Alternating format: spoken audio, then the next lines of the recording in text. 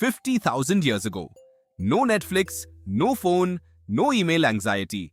Just you, a fire, and thick smoke curling directly into your face.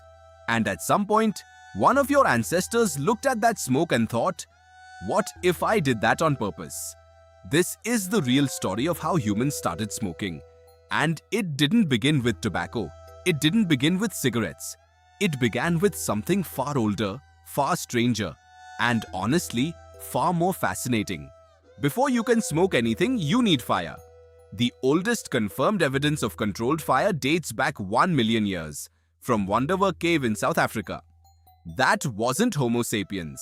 That was Homo erectus, our earlier ancestor, smaller brain, heavier brow, sitting around a fire every single night, breathing smoke. For hundreds of thousands of years, every human and pre-human sat near flames. Smoke was just life. It was the original air quality crisis, and nobody had an app to check it.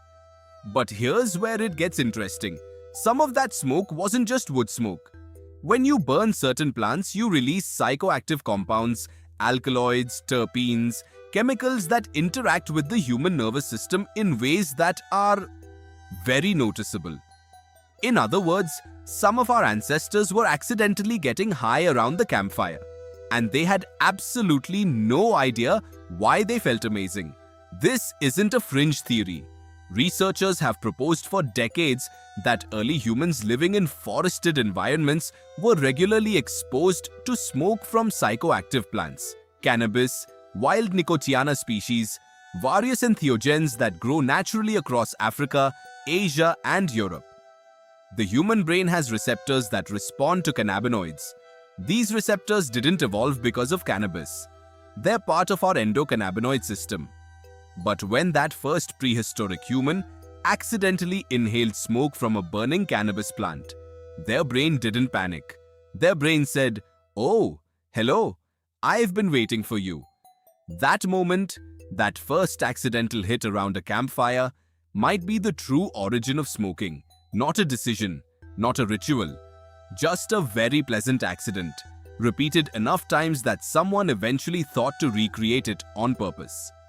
The entire global smoking industry, centuries of ritual, ceremony, and culture may have started because a tired hunter sat downwind of the wrong bush and had a really unexpectedly great evening. The oldest direct archaeological evidence of intentional cannabis use comes from the Pamir Mountains of Central Asia, around 500 BC. Archaeologists found wooden braziers with superheated stones and residue from high THC cannabis, placed inside a ritual burial site. Then there's Herodotus, the ancient Greek historian, who described the Scythians building small enclosed tents, heating stones until they glowed, and throwing hemp seeds onto them. He wrote that they sat inside, inhaling the smoke, howling with pleasure. Historians assumed he was exaggerating. Then archaeologists found the Scythian burial mounds, with bronze braziers, heated stones, and hemp residue, exactly as described. Herodotus wasn't embellishing. He was, if anything, underselling it. Now, tobacco. The plant most people associate with smoking. Tobacco is native to the Americas, completely unknown to Europe, Africa, and Asia until 1492. When Columbus arrived in the Caribbean, he wrote in his journal about seeing people walking around with small glowing sticks, inhaling smoke from burning leaves. His crew was baffled. His crew also tried it within weeks. Because of course they did.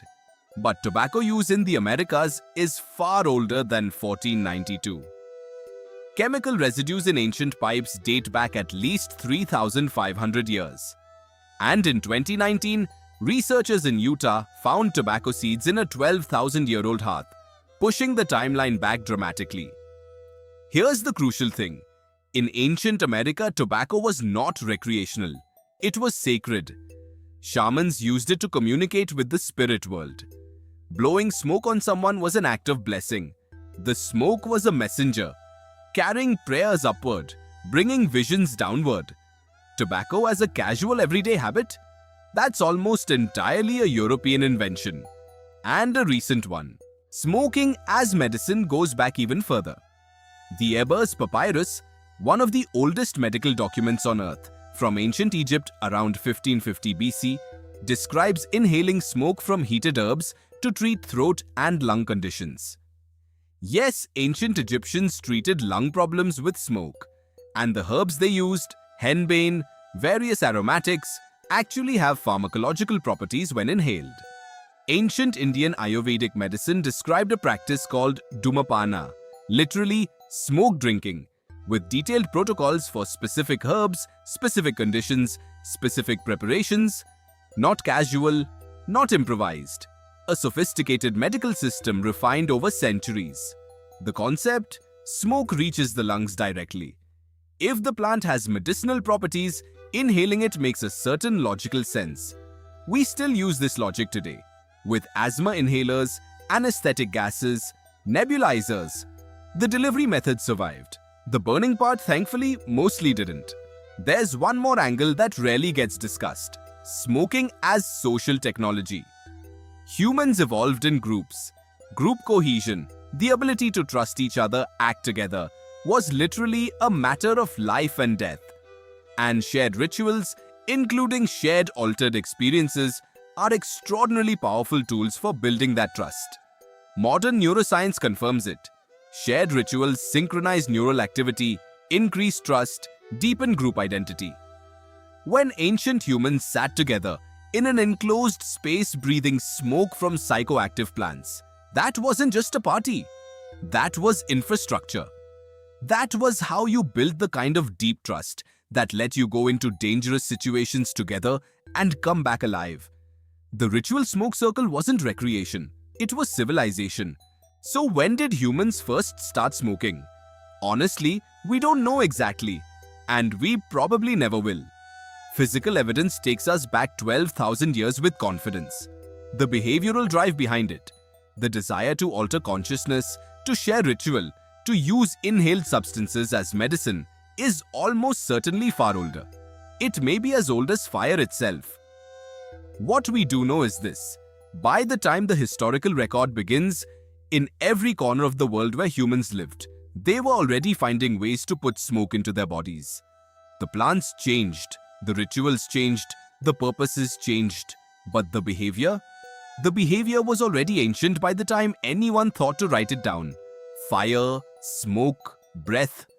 The oldest humans breathed the same smoky air you'd smell at a bonfire tonight. And somewhere in that smoke, they found something that felt worth chasing, worth remembering, worth passing down. And they never stopped.